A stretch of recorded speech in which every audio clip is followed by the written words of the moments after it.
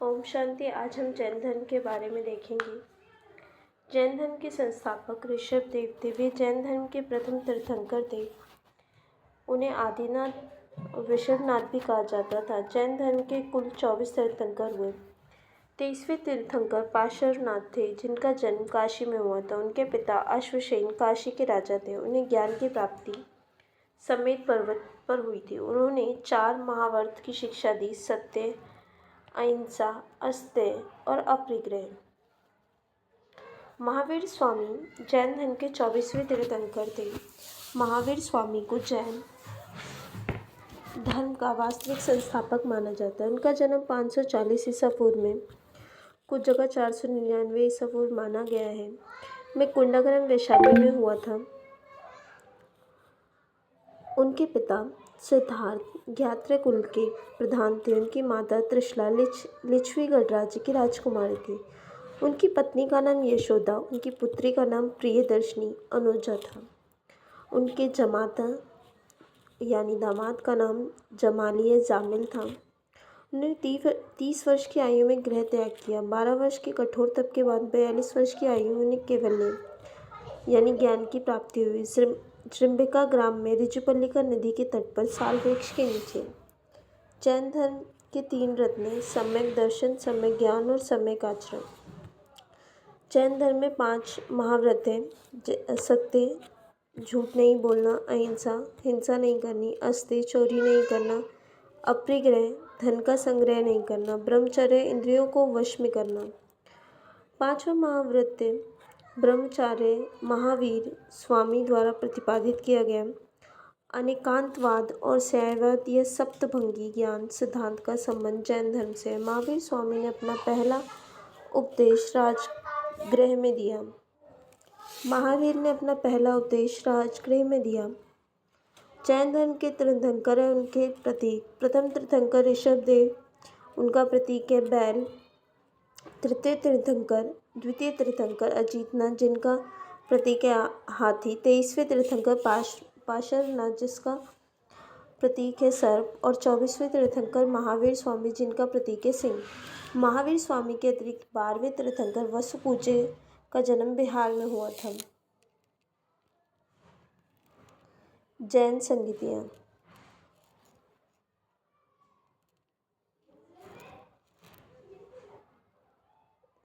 यहाँ देख लेते हैं। प्रथम संगीति 310 ईसा पूर्व में पाटलिपुत्र में हुई थी। शासक चंद्रगुप्त मौर्य अध्यक्ष थे। स्थूलभद्र। ये दिगंबर और श्वेतांबर में जैन धर्म का विभाजन हुआ। जैन धर्म के 12 अंगों का संकलन हुआ। द्वितीय संगीति हुई थी 512 ईस्वी में वल्लभी गुजरात में। इसके शासक कोई उस समय पता नहीं कौन थे। अध्यक्ष थे देवध्री क्षमा श्रमण। जैन धर्म का अंतिम संकलन था। महावीर स्वामी की मृत्यु 468 ईसा पूर्व में 72 वर्ष की आयु में पावापुरी में हुई। जैन धर्म का विभाजन प्रथम जैन संगीति में श्वेतांबर और दिगंबर में हो गया। दिगंबर भद्रबाहु के नेतृत्व प्रदान किया, जिसमें परिवर्तन को स्वीकार नहीं करते हुए पूर्ण नग्नता एवं कठोरता को अपनाया गया।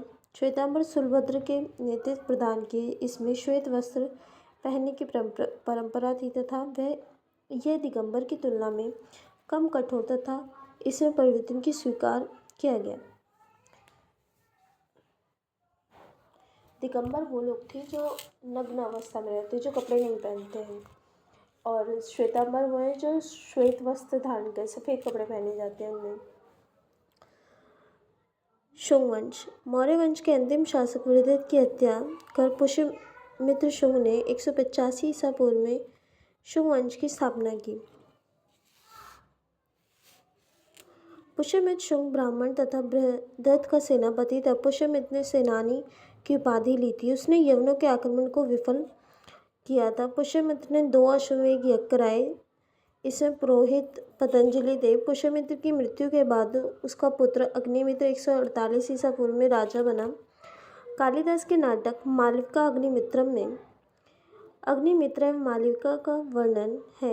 इस वंश का अंतिम शासक देवभूति था। कन्ना वंश। कन्ना वंश की स्थापना वसुमित्र ने देवभूति की हत्या कर की थी। वसुमित्र शुंगों के मंत्री था।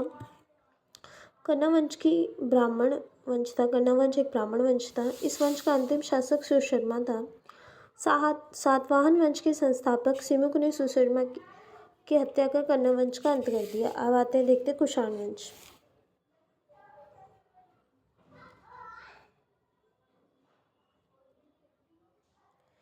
कुषाण वंश भारत आने वाले विदेशियों में कुषाण सबसे अंतिम थे। विदेशियों के आने के क्रम हिंद, यूनानी, शक, पहलव और कुषाण।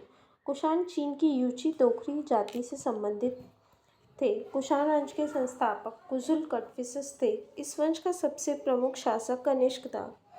कुषाण वंश की राजधानी पुरुषपुर, पेशावर और एवं मथुरा थी।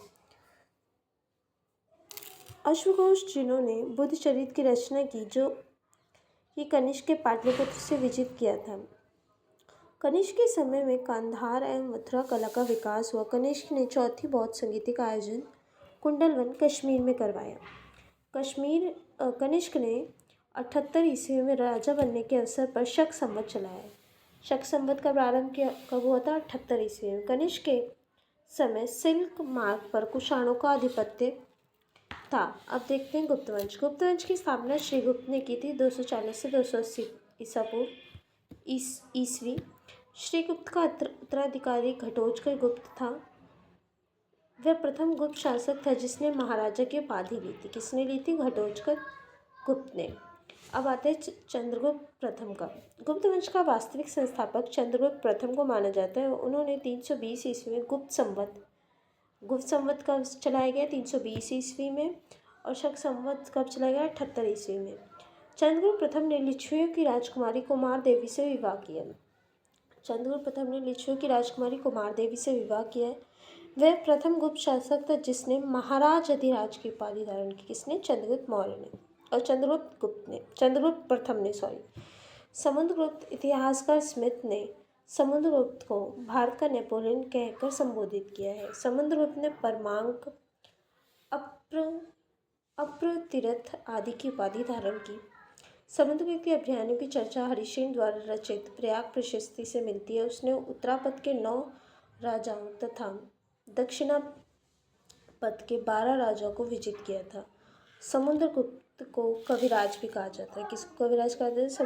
समुद्रगुप्त को उसके सिक्के पर वीणा बजाते हुए दिखाया गया है। समुद्रगुप्त का दरबारी कवि हरिश्चंद्र था। समुद्रगुप्त वैष्णव धर्म को मानता था। समुद्रगुप्त द्वारा अश्वमेध यज्ञ कराने के प्रमाण भी मिले हैं। समुद्रगुप्त के बारे में 375 ईस्वी में रामगुप्त के राजा बनने के साक्ष्य मिला है, लेकिन उसके अयोग्य होने के कारण चंद्रगुप्त द्वितीय ने उसकी हत्या कर स्वयं को राजा घोषित कर दिया। अब चंद्रगुप्त द्वितीय के देखते हैं, जिसका कार्यकाल 375 से 415 ईस्वी है। चंद्रगुप्त द्वितीय ने शकों को पराजित कर 389 ईस्वी में विक्रमादित्य की उपाधि धारण की। किसने विक्रमादित्य की उपाधि धारण की? चंद्रगुप्त द्वितीय ने। चंद्रगुप्त द्वितीय ने देवगुप्त, देवराज, देवश्री आदि की उपाधियां भी धारण की थी। चंद्रगुप्त द्वितीय ने ध्रुव देवी एवं कुबेर नाग से विवाह किया। कुबेर नाग से उत्पन्न पुत्री प्रभावती गुप्त का विवाह वाक नाटक नरेश